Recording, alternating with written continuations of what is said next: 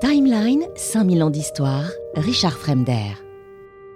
Toutes ces femmes, audacieuses, désireuses de se montrer aussi fortes et habiles que les hommes, suivent les pas de la mythique Atalante, la plus libre des femmes, une sorte d'Amazone grecque, si vous voulez, apprivoisée, et la meilleure coureuse de tous les temps. Son histoire est d'ailleurs absolument hors du commun. Son père, roi d'une obscure patrie d'Asie mineure, veut à tout prix un héritier mâle. Pas de chance, c'est une fille qui naît. Déçu, il ordonne à l'un de ses serviteurs d'abandonner le nourrisson dans les bois, ça rappelle des histoires. Heureusement, elle est recueillie par une ours et devient une petite fille pleine d'audace et de vivacité. Un jour, des chasseurs la découvrent et l'adoptent. Ils lui apprennent à se servir d'un arc et d'une lance, ils lui enseignent la lutte pour se défendre. L'élève surpasse rapidement ses maîtres en adresse et en endurance parce qu'elle aime courir sans limite dans les forêts d'Arcadie. Un jour, 2 centaures tentent de la violer, mais elle les tue de 2 flèches. Elle participe à la chasse aux sangliers de Calydon, envoyée par Artémis, furieuse d'avoir été négligée dans les sacrifices par le roi de la cité. C'est donc Atalante qui décoche la flèche fatale. Elle se méfie des hommes et elle les considère au mieux comme de sympathiques compagnons de chasse. Elle est fermement résolue à ne jamais se marier. Avec de nombreux héros, elle embarque sur l'Argo pour aller chercher la toison d'or. Lors des funérailles du roi Pélias, tué par ses filles, vous savez, sur les conseils de Médée, elle fait partie des compétiteurs et triomphe du jeune Pélée, le futur père d'Achille. À 17 ans, elle découvre l'identité de ses parents et part vivre avec eux. Elle pardonne à son père de l'avoir abandonnée. Il accepte comme elle est, puisqu'elle vaut bien le plus valeureux des héros finalement. Tous les hommes aspirent à l'épouser parce qu'elle excelle à la chasse, à la course et à la lutte. Elle a de très nombreux prétendants. Malicieuse, elle déclare qu'elle épousera celui qui la battra à la course. Seulement voilà, c'est une chose absolument impossible. Mais tous envoûtés par sa beauté érotique, ils tentent leur chance. Mais tous vaincus, finalement elle les tue d'un coup de lance. Un jour arrive un jeune homme nommé Hippomène, protégé d'Aphrodite. Il imagine une ruse. Il cache 3 pommes d'or dans sa tunique et les lance durant la course. Atalante s'arrête pour les ramasser et les observer, laissant la victoire à Hippomène. Aphrodite jette un sort à la belle sauvage qui tombe éperdument amoureuse d'Hippomène. Elle l'épouse donc sans tarder. Des siècles après, les hommes demeurent fascinés par la beauté surprenante d'Atalante, ambiguë, athlétique, à la fois masculin et féminin, renforcée par un regard viril et provoquant. Son histoire inspire de nombreux vases, elle est racontée de multiples façons par les poètes tout au long de l'histoire antique et moderne, j'allais dire même contemporaine pour nous. Les peintres la représentent en chasseresse avec son arc, sa lance et la tête du sanglier de Calydon, ou en train de lutter avec Pélée. À la fin du XIXe siècle, les archéologues découvrent dans les ruines du temple de Thégée des sculptures de plusieurs héros, dont Atalante. La légende raconte que c'est dans ce temple qu'étaient conservées les défenses du sanglier géant. En fait, il s'agissait de celle d'un mammouth. Malheureusement, elle ne s'y trouve plus, parce qu'Auguste les a fait transférer à Rome. La légende d'Atalante évolue donc au fil du temps comme un roman à feuilleton, si vous voulez. Elle conserve malgré tout le même foyer originel dans l'imaginaire grec, celui d'une femme athlète qui brave les codes masculins, horrifiant les uns, admirée par les autres. Elle ressemble aux Amazones, et certains vases la représentent d'ailleurs vêtue comme une femme originaire de Scythie. Probable patrie d'ailleurs des Amazones. Ce mythe dérangeant en fait donne à admirer une femme athlète accomplie, qui ne cesse de s'entraîner et qui emprunte aux hommes leurs vertus comme le courage. Timeline, 5000 ans d'histoire, Richard Fremder. De sauvagerie, une sorte de Wonder Woman antique si vous voulez. Une sorte de Tarzan féminine qui nous dit quelque chose des désirs cachés des femmes et des hommes grecs. Elle symbolise en fait la force animale et sauvage qui habite les jeunes filles jusqu'à la puberté, qui ne saurait évidemment perdurer dans le mariage où elles doivent accepter d'être dominées par leur mari. Les Grecs et les Latins aiment entendre les récits des exploits d'Atalante, femme que personne n'a jamais réussi à dompter. Le cœur et l'esprit des femmes et des hommes de l'Antiquité sont troublés par ce contre-modèle qui se heurte en fait à la muraille des normes habituelles, touchant aux 2 fonctions attendues de la femme, le mariage et la maternité. Pourtant, il n'y a pas de place pour la femme athlète dans la société grecque. Étonnamment, des vases ornés des représentations d'Atalante sont offerts à la jeune mariée. Cette figure mythologique incarne malgré tout les désirs secrets de nombreuses femmes de l'Antiquité, la liberté de choix amoureux et la passion pour la course, symbole suprême, j'en ai parlé tout à l'heure, de liberté.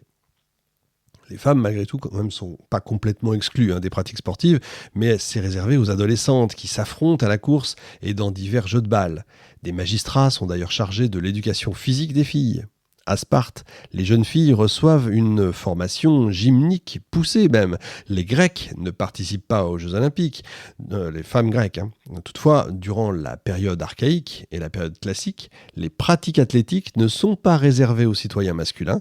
Des femmes libres peuvent y participer, peuvent s'affronter dans des concours de course et des défis ludiques qui mobilisent des compétences physiques. Mais aucune formation gymnique n'est prévue pour les jeunes filles. Seule la cité de Sparte, encore une fois, met en place une telle éducation et permet aux femmes adultes de continuer à participer à des activités athlétiques.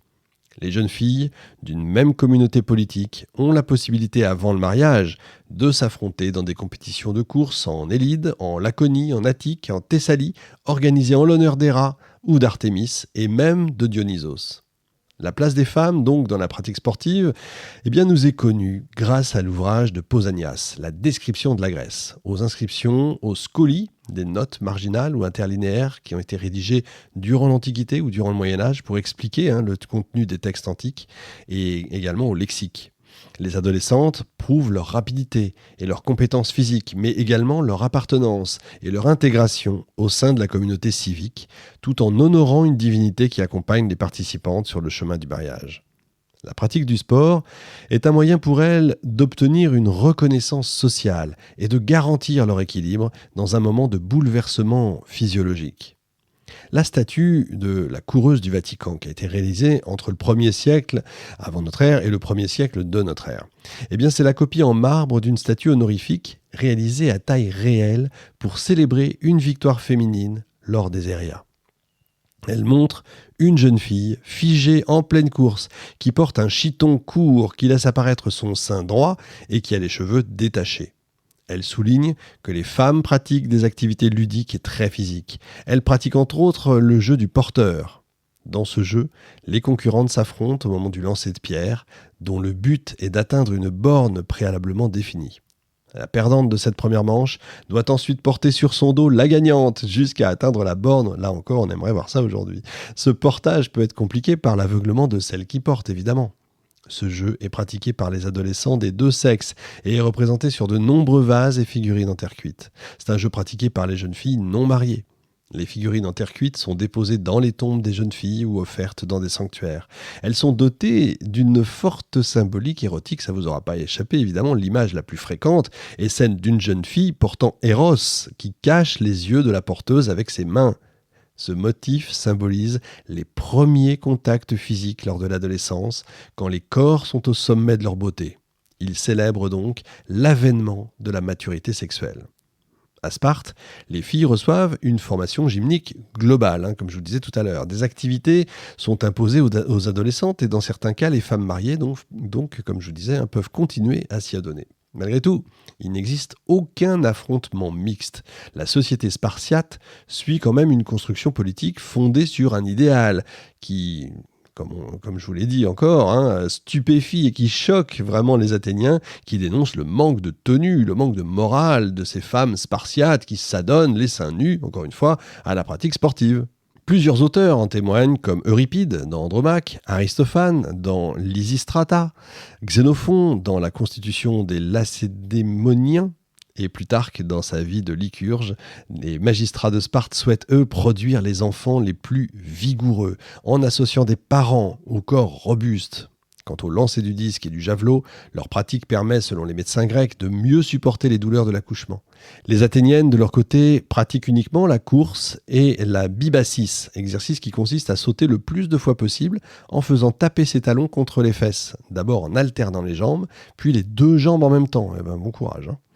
Les auteurs antiques soulignent la finalité politique de la formation gymnique, c'est-à-dire assurer une plus grande cohésion du corps civique face aux autres populations du territoire lacédémonien, politiquement soumises aux Spartiates, notamment les Ilotes, une population de Messénée, et dont les Spartiates contrôlent l'apparence physique en leur imposant la maigreur pour traduire leur statut d'infériorité. Ces redoutables conquérants se présentent donc de manière homogène et supérieure grâce à leur corps athlétique qui devient l'image même de leur domination et d'une meilleure hygiène de vie.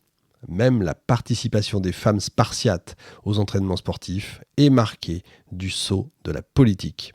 Donc la présence des femmes dans le sport moderne est récente. Au début du XXe siècle, le Comité international olympique plaide encore contre une participation féminine aux JO, en dépit de la présence de femmes aux rencontres de Londres et de Stockholm en 1908 et en 1912.